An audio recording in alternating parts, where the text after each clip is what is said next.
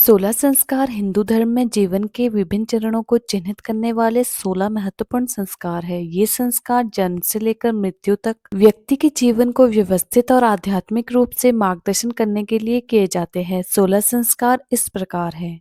गर्भाधान संस्कार। यह संस्कार संतान उत्पत्ति की शुभ शुरुआत को दर्शाता है। जब एक विवाहित दंपति संतान की इच्छा करते हैं तब यह संस्कार किया जाता है ताकि गर्भ में आने वाली आत्मा श्रेष्ठ, सद्गुणी और धर्मपरायण हो। इसे विवाह के बाद संतान की योजना से पहले संपन्न किया जाता है। इसका उद्देश्य यह है कि संतान सिर्फ शारीरिक संबंधों का परिणाम न होकर एक धार्मिक, मानसिक और आध्यात्मिक प्रयास का फल हो। गर्भाधान संस्कार माता पिता को यह स्मरण कराता है कि उन्हें एक उत्तम आत्मा को धारण करने की तैयारी करनी है।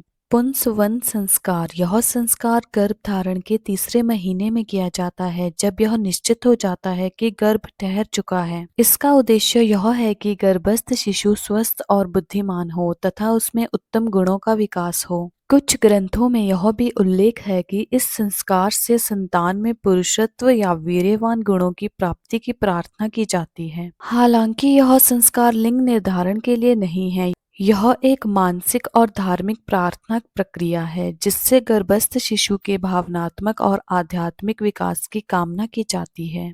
सीमंतोनियन संस्कार। गर्भवती स्त्री के मानसिक स्वास्थ्य और सुख की कामना के लिए यह संस्कार गर्भ के 7वें महीने में किया जाता है। इसे आज के समय में गोद भराई जैसा माना जाता है। इसमें स्त्री को सुंदर वस्त्र, आभूषण और स्वादिष्ट भोजन दिया जाता है ताकि वह खुश रहे। क्योंकि माता के मन के भाव सीधे शिशु के मन और शरीर पर प्रभाव डालते हैं। यह संस्कार यह सिखाता है कि गर्भवती स्त्री को सम्मान, प्रेम और आनंदपूर्ण वातावरण मिलना चाहिए। जात कर्म संस्कार। गर्भवती स्त्री के मानसिक स्वास्थ्य और सुख की कामना के लिए यह संस्कार गर्भ के 7वें महीने में किया जाता है। हिंदू धर्म में बच्चे के जन्म के बाद किया जाने वाला एक महत्वपूर्ण संस्कार है। इसे जन्म संस्कार भी कहा जाता है और यह बच्चे के जीवन में सकारात्मकता, आशीर्वाद और खुशी लाने के लिए किया जाता है। इस संस्कार में शिशु को स्नान कराना, मधु और घी चटाना, स्तनपान कराना और आयुप्यकरण जैसे कर्म शामिल होते हैं। नामकरण संस्कार। जन्म के 10वें या 12वें दिन यह संस्कार होता है जिसमें शिशु को विधिवत नाम दिया जाता है। नाम ऐसा चुना जाता है जो शुभ, सार्थक और वैदिक परंपरा के अनुसार हो। नाम केवल पहचान के लिए नहीं बल्कि वह बच्चे के चरित्र और व्यक्तित्व को भी प्रभावित करता है। यह संस्कार यह भावना देता है कि नाम केवल पुकारने का माध्यम नहीं बल्कि वह उस आत्मा की ध्वनि बन जाता है जो जीवन भर उसके साथ रहती है। निष्क्रमण संस्कार। यह संस्कार तब किया जाता है जब शिशु पहली बार घर से बाहर सूर्य और चंद्रमा के दर्शन के लिए निकाला जाता है। आमतौर पर 4थे महीने में। इसे आज के समय में बाहर ले जाने की अनुमति जैसा माना जा सकता है। इसका उद्देश्य शिशु को प्रकृति, सूर्य, चंद्र और विश्व के संपर्क में लाना होता है। यह संस्कार माता पिता को यह सिखाता है कि बच्चा अब केवल उनका नहीं, वह समाज और प्रकृति का हिस्सा भी है। अन्नप्राशन संस्कार। जब शिशु के दांत निकलने लगते हैं 6ठे महीने के बाद, तब उसे पहली बार अन्न, चावल या खीर दिया जाता है। इस संस्कार में भगवान से प्रार्थना की जाती है कि शिशु को पवित्र और सात्विक भोजन मिले और वह अच्छा स्वास्थ्य प्राप्त करे।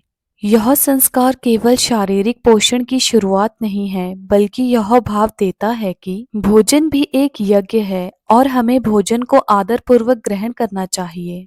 चूड़ाकर्म संस्कार या मुंडन संस्कार। यह शिशु के बालों का पहला मुंडन होता है, आमतौर पर पहले या तीसरे वर्ष में। माना जाता है कि गर्भकाल के बाल अशुद्ध होते हैं, इसलिए उन्हें हटाकर शुद्धता की शुरुआत की जाती है। साथ ही यह स्वास्थ्य की दृष्टि से भी लाभकारी माना गया है। यह संस्कार यह सिखाता है कि शरीर की सफाई और शुद्धता केवल बाहरी नहीं बल्कि आंतरिक भाव से जुड़ी होती है। कर्णवेध संस्कार। यह शिशु के कान छेदने का संस्कार है जिसे अक्सर चूड़ाकर्म के साथ या उसके बाद किया जाता है। यह धार्मिक परंपरा के साथ साथ आयुर्वेदिक दृष्टिकोण से भी लाभकारी माना गया है। मान्यता है कि इससे शरीर की नाड़ियों में संतुलन बना रहता है और श्रवण शक्ति भी बढ़ती है। यह संस्कार शारीरिक और आध्यात्मिक दोनों लाभों से जुड़ा है। उपनयन संस्कार, यह संस्कार बालक के जीवन में एक बहुत बड़ा परिवर्तन लाता है। इसे विद्या आरंभ संस्कार या जनेऊ संस्कार भी कहते हैं। इसका तात्पर्य है कि अब बालक गुरु के सानिध्य में शिक्षा प्राप्त करने योग्य हो गया है। इसमें उसे गायत्री मंत्र सिखाया जाता है और 3 धागों वाला यज्ञोपवीत जनेऊ पहनाया जाता है, जो उसके 3 ऋणों देव ऋण, पितृ ऋण और ऋषि ऋण की याद दिलाता है। इस संस्कार से बालक को यह सिखाया जाता है कि अब वह जीवन को अनुशासित, ब्रह्मचर्य और ज्ञान मार्ग से जीने के लिए प्रतिबद्ध हो चुका है। वेद आरंभ संस्कार, यह संस्कार उपनयन संस्कार के तुरंत बाद होता है। इसमें बालक को विधि पूर्वक वेद अध्ययन, मंत्रों का उच्चारण, स्वाध्याय और गुरुकुल की शिक्षा दी जाती है। यह संस्कार यह भाव देता है कि शिक्षा केवल जीविका का साधन नहीं, बल्कि आत्मा की उन्नति का मार्ग है। आज के समय में इसे औपचारिक पढ़ाई की शुरुआत के रूप में भी समझ सकते हैं, जैसे स्कूल जाना, परंतु वैदिक भावना के साथ। के शांत संस्कार, यह संस्कार बालक की ब्रह्मचार्य अवस्था की पूर्णता को दर्शाता है, आमतौर पर 16 से 24 वर्ष की उम्र में। इसमें बालक के बाल काटे जाते हैं, स्नान कराया जाता है और गुरुकुल से विदाई दी जाती है।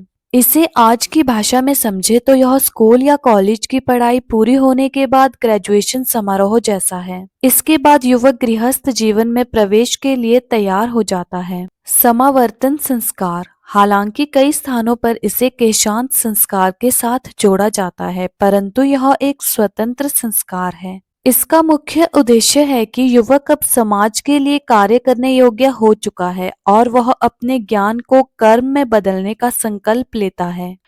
इस संस्कार में वह गुरु से विदा लेकर गृहस्थ जीवन में प्रवेश की अनुमति प्राप्त करता है। विवाह संस्कार, यह संस्कार मानव जीवन का एक महत्वपूर्ण मोड़ होता है। 2 आत्माओं का, 2 परिवारों का और 2 जीवन उद्देश्यों का मिलन धर्म के बंधन में होता है। विवाह केवल शारीरिक या भावनात्मक संबंध नहीं है, यह सहधर्मचारिणी के रूप में जीवन संगनी को साथ लेकर जीवन धर्म निभाने की प्रतिज्ञा है।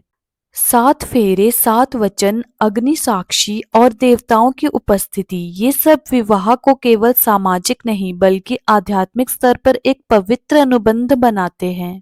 वानप्रस्थ आश्रम का आरंभ, यह कोई विधिवत संस्कार नहीं, परंतु वैदिक जीवन व्यवस्था में चतुरार्थ श्रमों में तीसरे आश्रम वानप्रस्थ की मान्यता है। इसमें व्यक्ति धीरे धीरे गृहस्थ जिम्मेदारियों से मुक्त होकर तप, ध्यान और साधना की ओर बढ़ता है। यह आत्मा की अंतर्मुखी यात्रा का प्रारंभ होता है। अंत्येष्टि संस्कार, यह जीवन का अंतिम संस्कार है। शरीर के त्याग के बाद आत्मा की अगली यात्रा को शांतिपूर्वक और धार्मिक रीति से संपन्न करने के लिए मृत शरीर को 5 महाभूतों में विलीन कर दिया जाता है, अग्नि, जल, वायु, पृथ्वी और आकाश में। इस संस्कार का उद्देश्य यह स्मरण कराना है कि शरीर नश्वर है लेकिन आत्मा अमर है। यह संस्कार मृत्यु को भी एक पवित्र अनुभव बना देता है। न रोने का अवसर बल्कि आत्मा की मुक्ति की कामना का क्षण होता है।